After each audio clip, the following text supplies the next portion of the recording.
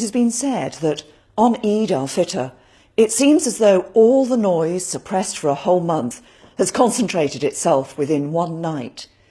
It is certainly a time for great celebration and joy, as we're seeing in Muslim communities across the country today. But of course, the end of the holy month of Ramadan is about more than simply having fun.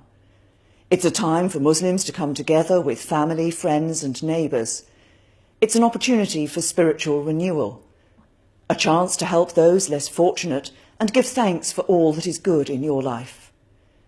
And it is an opportunity for all of us here in the UK to reflect on and celebrate the incredible contribution to our national life made by Britain's 3 million Muslims.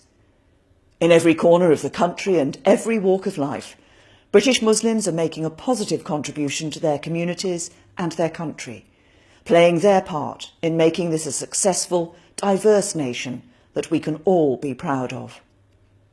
So, as the Eid outfits are chosen, the presents are wrapped and the sweet treats are prepared, let us all take a moment to give thanks, not just for what is good in our lives, but for the millions of British Muslims who enrich the lives of so many.